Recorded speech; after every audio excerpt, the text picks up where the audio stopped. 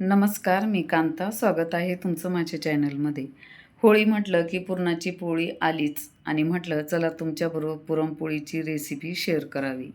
तर आज मी तुम्हाला दाखवणार आहे अगदी पारंपरिक पद्धतीने बनवलेली होळी स्पेशल पुरणाच्या पोळीचं संपूर्ण ताट. तर हा व्हिडिओ शेवटपर्यंत नक्की बघा, कारण मी सांगणार आहे परफेक्ट पुरणपोळी बनवण्याच्या खास टिप्स आणि कोणत्या चुका टाळायच्या तेही. तर चला सुरुवात करूया. पुरण करण्यासाठी ना मी 1 कप चणा डाळ घेतली.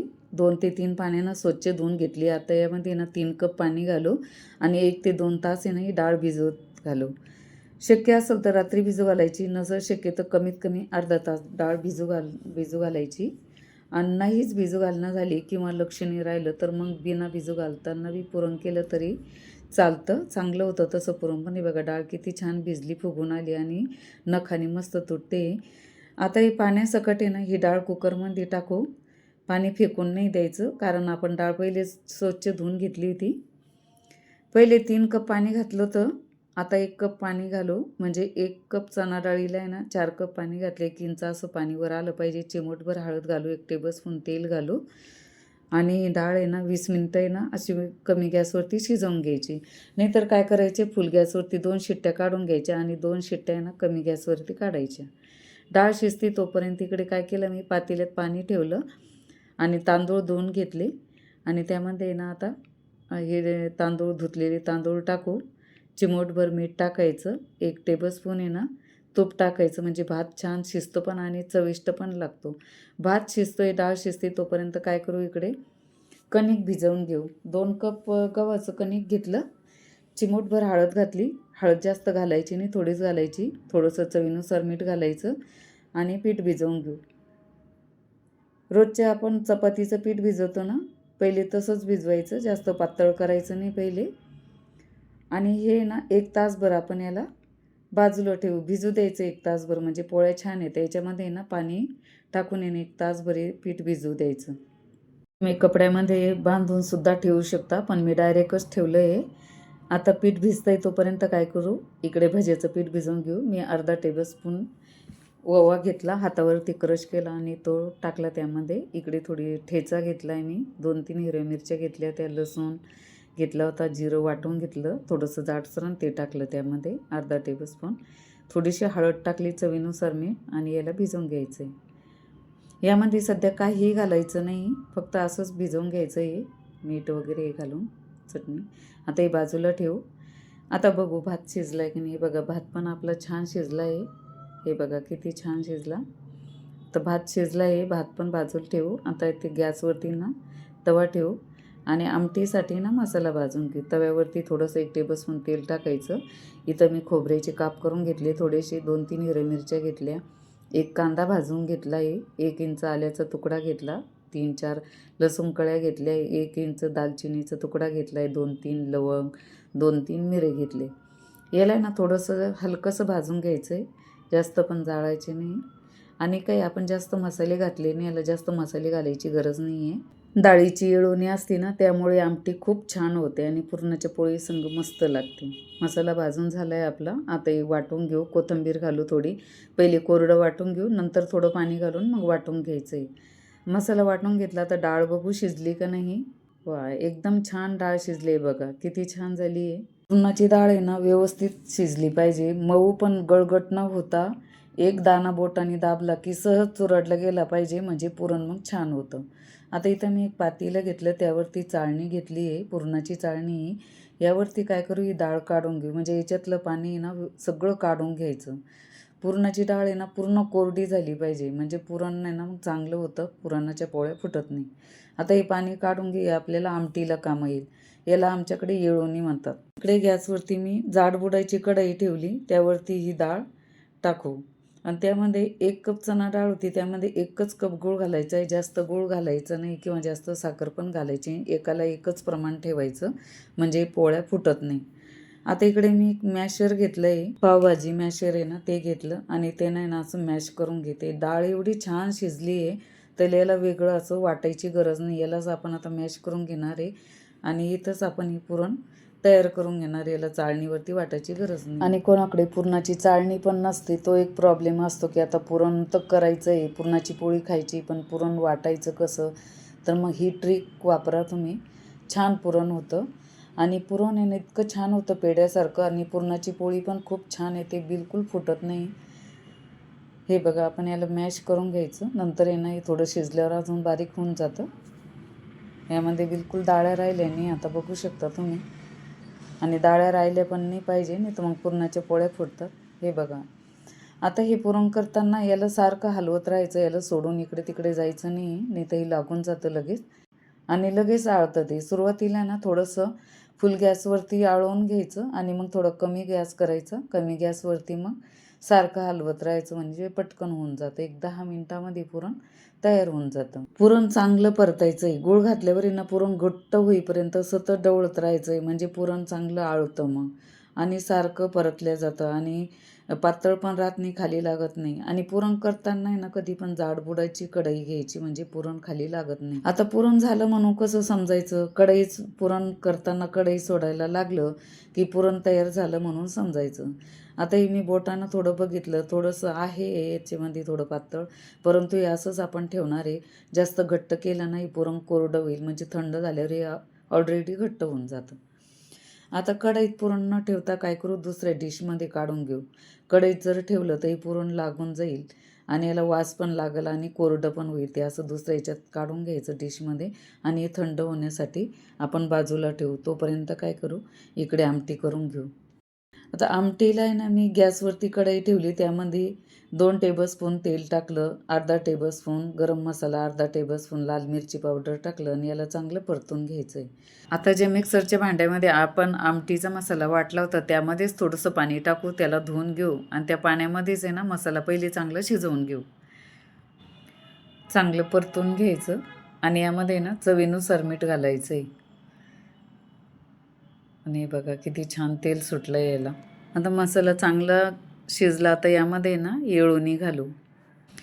मसाला शिजला ना, पहिले येळवणी घालून घ्यायची आणि मग जेवढं पाहिजे आपल्याला घट्ट पातळ तेवढं मग नंतर गरम पाण्यामध्ये घालायचं आमटीमध्ये.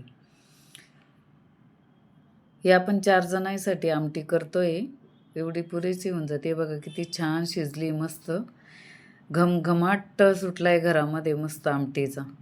बघा किती छान असं झणझणीत आमटी आपली मस्त तयार आहे. यामध्ये ना आता थोडंसं पुरण घालू.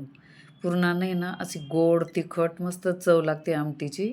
तुम्हाला आवडत असेल तर यामध्ये ना तुम्ही चिंचेचा कोळ पण घालू शकता, म्हणजे मग एकदम छान टेस्टी लागते, गोड आंबट तिखट. थोडीशी कोथिंबीर घालू. आपली आमटी शिजली, ती बाजूला ठेवू. आता मी गॅसवरती पॅन ठेवली, त्यामध्ये 2 ते 3 टेबलस्पून तेल टाकलं, त्यामध्ये जिरं मोहरी टाकू. जिरं मोहरी तडतडायला लागली का एक कांदा घेतला उभा चिरून, तो टाकू, त्याला परतून घेऊ. कांदा थोडासा परतला, त्यामध्येच 2-3 हिरव्या मिरच्या मी चिरून घेतल्या, ते टाकायच्या. कढीपत्ता टाकायचा, अर्धा टेबलस्पून लाल मिरची पावडर आणि थोडीशी हळद टाकू, परतून घ्यायचं आहे. आणि त्यामध्ये बटाटे टाकू, बटाट्याच्या फोडी, चवीनुसार मीठ घालायचं. मी बटाटे अगोदरच उकडून घेतले, वरण शिजवून घेतलं ना तेव्हाच बटाटे उकडून घेतले. याचे असे थोडेसे जाडसर फोडी करून घेतले आणि ते पण परतून घेऊ. म्हणजे आता आपण बटाट्याची भाजी इथं करून घेतो आहे. असे थोडे जाड असले ना, असे उलटण्यानं काय करायचे, असे फोडून घ्यायचे, म्हणजे सगळीकडे याला मसाला लागतो, छान लागते मग भाजी. आता आपली बटाट्याची भाजी पण झाली, वरून थोडीशी कोथिंबीर टाकू, परत एकदा चांगली परतून घेऊ. भाजी पण आपली चांगली परतून झाली, आता भाजी रेडी आहे. आता भाजी बाजूला ठेवू. आता खीर करून घेऊ. आमच्याकडे आहे ना पुरणाच्या पोळीबरोबर खाण्यासाठी ना खीर बनवतात, तांदळाची खीर. तर इथं गॅसवरती मी कढई ठेवली, त्यामध्ये 1 टेबलस्पून तूप टाकलं आणि 1 टेबलस्पून काजू आणि 1 टेबलस्पून बदाम आहे ना बारीक अशी चिरून घेतली, मध्ये ते टाकले, त्याला परतून घेतलं. खोबरं परतून घ्यायचं आहे, जास्त जाळायचं नाही. लाल झालं की मग दूध टाकायचं, दुधाला फोडणी द्यायची. आणि मी जो भात शिजवून घेतला होता ना, तोच यामध्ये थोडासा घातला आहे. आपण आहे ना खीर करून घेतो आहे. आमच्याकडे अशी खीर करता भाताची, थोडीशी विलायची घालू, साखर घालू, थोडंसं किंचित मीठ घालायचं आणि याला शिजवून घ्यायचं आहे. जास्त शिजवायचं नाही याला, फक्त एक उकळी आली की याला पण बाजूला ठेवायचं. आता काय करू, भज्याचं पीठ आपण भिजवून ठेवलंच होतं, यामध्ये आता एक चिरलेला कांदा घालू, थोडी कोथिंबीर घालू. थोडं पीठ मला घट्ट वाटते, थोडंसं पाणी घालू यामध्ये. परत याला थोडंसं असं भिजवून घ्यायचं आहे. इकडे गॅसवरती मी कढई ठेवली, त्यामध्ये ना तेल टाकलं. तेल चांगलं तापलं आहे. पहिले काय करायचं, कुरडया आणि पापड तळून घ्यायच्या, नाही तर मग हे ना भजी तळले ना पहिले हे कुरडया पापड चांगले उठतच नाही, अशा फुलत नाही त्या.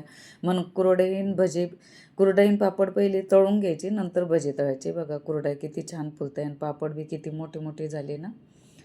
हे आम्ही घरी केलेले पापड आहे, तांदूळाचे, गहू तांदूळाचे पापड आहे ते. हे बघा कुरडया पण किती छान फुलत आहे. ह्या पण घरी केलेले कुरडया एकदम मस्त. कुरडया पापड तळणं झाले, आता भजी तळून घेऊ. आता तुम्हाला छोटे किंवा मोठे असे हवे तसे भजी तळून घ्यायचे. बघा छान मस्त तांबूस कलरवरती भजे तळून घ्यायचे. यामध्ये कुठल्याही प्रकारचा आपण सोडा वगैरे काही घातला नाही, इनो घातला नाही. एकदम छान भजे आले, नरम मस्त.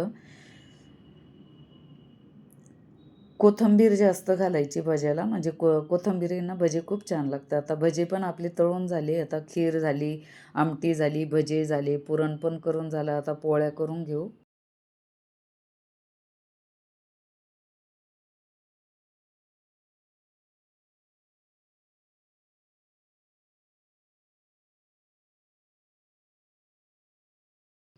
याच्यामध्ये ना थोडीशी विलायची घालू. आता शेवटी घालायची विलायची आणि थोडं जायफळ घालायचं आणि याला मिक्स करून घ्यायचं. आपलं पुरण खूप छान झालं आहे, बघू शकता तुम्ही. पेढ्यासारखं पुरण झालं, मस्त मऊ, चिवट नाही झालं, काही नाही.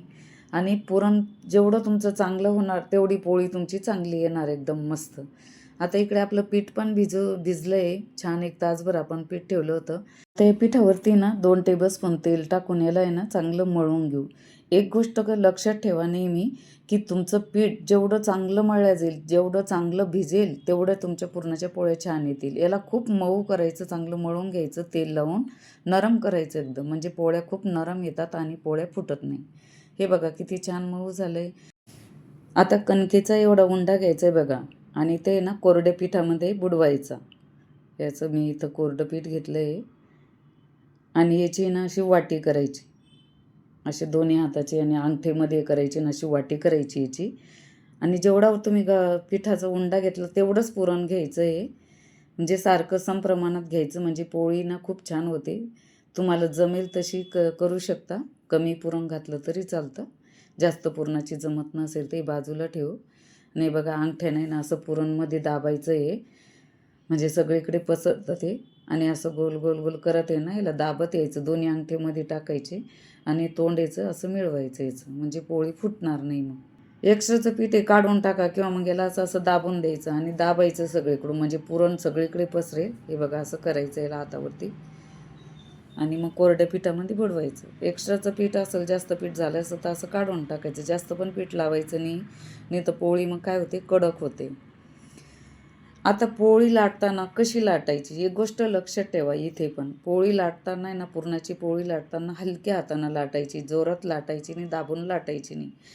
जोरात जर लाटली, दाबून लाटली तर पुरण आहे ना, पोळी फुटून जाईल, पुरण बाहेर येईल. म्हणून हलक्या हातानं पोळी लाटायची आणि पीठ कमी लावायचं. हे बघा सगळीकडे अशी लाटून घेतली आपण, सगळीकडे पुरण पसरले. आता इकडे गॅसवरती मी तवा ठेवला.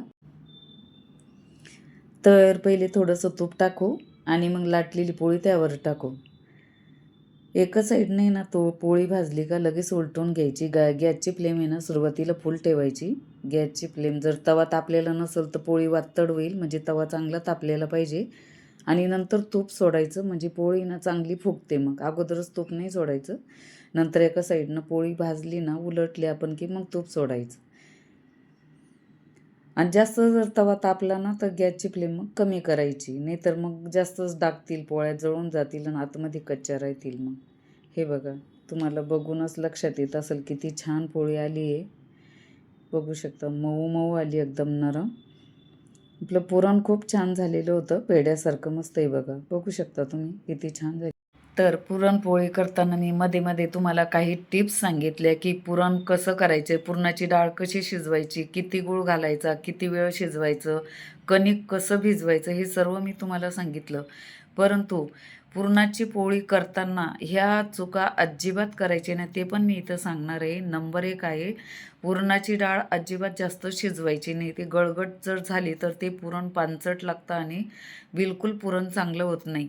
नंबर 2 आहे, पुरण सैल ठेवायचं नाही. पुरण जर सैल ठेवलं तर पोळी बिलकुल लाटता येणार नाही. पुरणाची पोळी फुटून पुरण बाहेर येईल. नंबर 3 आहे, कणिक बिलकुल घट्ट मळायचं नाही, तर पोळी कडक होते आणि बिलकुल लाटता येत नाही. नंबर 4 आहे, जास्त कोरडं पीठ पुरणाची पोळी लाटताना लावायचं नाही, नाही तर पोळी कडक आणि वातळ होते.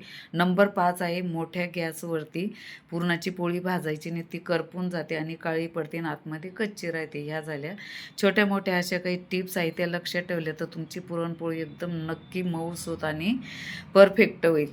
तर व्हिडिओ आवडला तर व्हिडिओला लाईक करा, शेअर करा, कांतास किचनला सबस्क्राईब करा. थँक्यू.